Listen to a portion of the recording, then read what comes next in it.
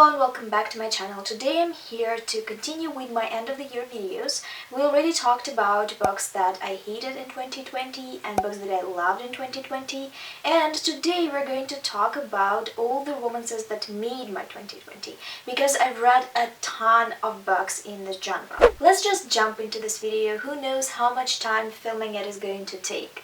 So the first book that I want to mention is 𝔻𝕻𝕻𝕻 by K.J. Charles. It's also the first book from K.J. Charles that I've read, and I absolutely loved it. She does historical romance the way I love. It's always queer, it's always minimal on the angst. It's mostly just fun tropes, cool setups, and found family feels, which is all I need from a queer historical romance. It's honestly all I need from a queer story. Found family hits different when it's a queer book. So let's talk a little bit about 𝔻𝕻𝕻𝕻 and what it is about. It's about these two characters, a brother named Guy and his sister, that are social pariahs. They were sent to the country by their aunt because their parents were incredibly scandalous back in the day, and the sister also managed to ruin her first season. So they now receive checks from the rich aunt as long as they stay in the country. They're living a pretty peaceful and satisfactory life until the sister finds a new hobby. She starts writing, and she even sells one of her novels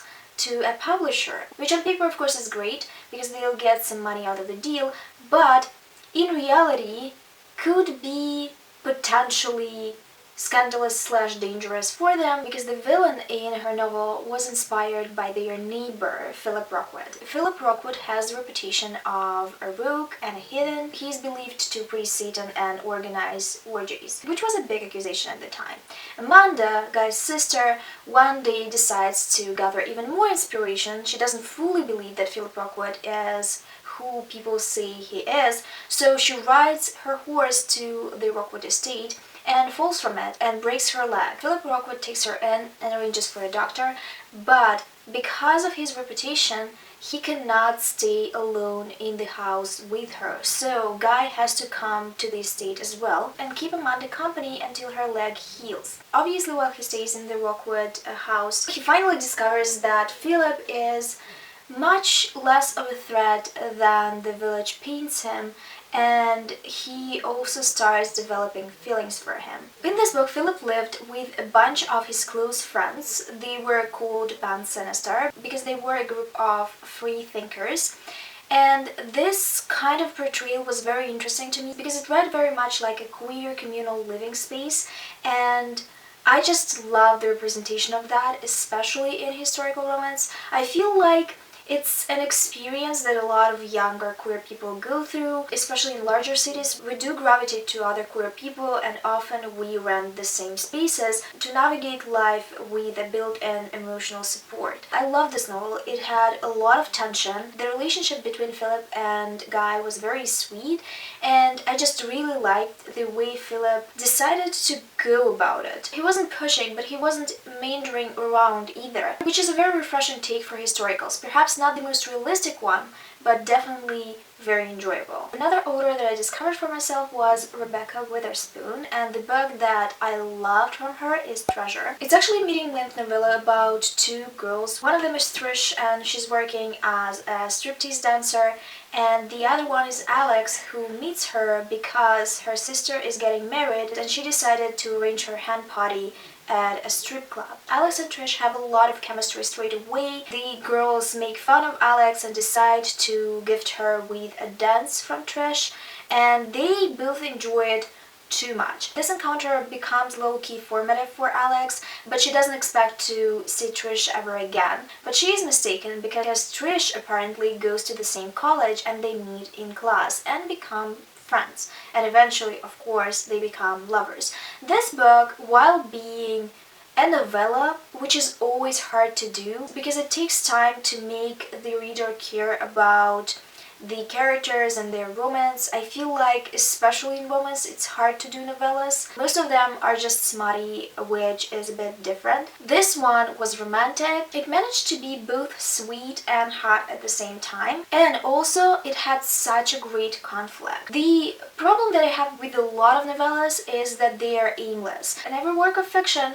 should have some kind of conflict for me to care about the book. In this novella, Alex struggles with her family's ideas of who she has to date and her actually dating a sex worker. On top of that, this novella is about two brown girls, so I highly recommend for you to read it.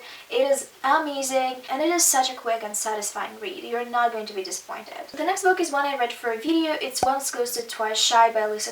It was one of the books in an article which is titled 5 Lesbian Romances for Perpetually Single. I decided to read all of them. If you have not seen this video, I'm going to link it for you. This was a book that I anticipated to get a lot from because a lot of people love Alyssa, and this came highly recommended. Of course, this book didn't disappoint because I'm featuring it in this video. It was very romantic, sizzling hot, and the characters were so good. Their chemistry was through the roof. It's about these two women that met on a dating app and went on a date, had a very fun time, but then one of them had far too much on her plate and decided to ghost the other. So in the present, they accidentally meet again and have to confront the date that they've had in the past and figure out if they actually want to date again. I'm not a big fan of second chance romances, but I'm warming up to them because I've read quite a few this year, I think. What I love about this one in regards to this trope specifically is that we were allowed to see what actually happened in the past and how their relationship developed. I love a stranger to lover book, so the past for me in second chance romances is very important. Once again, highly recommend this novella as well, and you can read it without reading the other books in the series, but Alyssa is coming out with a full-length novel that is FF, so I'm thinking I need to binge the original series. It's only 3 books and I can manage that, I think. Moving on to more queer romances, Two Rooks Make It Right by Sebastian. It's Sebastian 2020 release in the 𝕻𝕻𝕋𝕀𝕆𝕗 Brothers series. The last book, I suspect, because there are no 𝕻𝕻𝕋𝕀𝕆 Brothers left. Either way, Two Rooks Make It Right is one of my favorites in this series. It follows the youngest 𝕻𝕻𝕋𝕀𝕆 brother named Will, who struggles with addiction and some traumatic memories from serving in the Navy. His childhood friend, Martin, whom he had a crush on for ages, is very sickly, so he decides to move him to the countryside in hopes that the fresh air is going to help with his lungs. This is such a warm, sweet, and wonderful book. I feel like it's the fluffiest out of all the books that I've read from her. There is a bit of angst, because what would you do without it? But it is so low-key. They were childhood friends and they've had feelings for each other for ages, and they never confessed because they didn't know if it's going to ruin their friendship or not. A lot of the novel takes place in the countryside. It's very peaceful. They're just healing, looking after their pigs, and doing all kinds of domestic shit together. This novel is one of the novels that helped me so much through the pandemic. For a second, I was even converted into a cottagecore lesbian, and I'm not much of a nature/countryside person, so I feel like that's an achievement. I highly recommend the series overall, but this book is just really, really outstanding. Back to Sapphic goodness with a short, smutty novella titled Being Hospitable and written by Meka James. This one was heavily recommended by Mina Reads. If you don't follow Mina yet, please go follow her because she gives a lot of fantastic romance recommendations. I love this one so much, and I usually struggle with smutty books because I need the plot. I need the setup, I need the conflict, I need the resolution, and this book, while being very short, had all those elements. The setup is very fun too. It's about this woman named Kiki, whose best friend has a little sister named Charlie. Charlie had a crush on Kiki for the longest time, and Kiki is oblivious to it. She just thinks of her as her best friend's little sister. Charlie gets a training position in a company that she always wanted to work in, and she needs to find a place to live that is close by, and it turns out that Kiki's apartment is actually a perfect place because it is pretty close. So Kiki offers Charlie to stay for a bit in her apartment as a favor to her brother, and the brother doesn't even sweat about it because he doesn't think that something is going to happen between them because they're two girls. But stuff happens between them. Charlie is such a vixen, she knows what she wants and she's going to get it. I was in love with these two characters, their dynamic is electric. There is an actual story in all of this smut which made me very happy.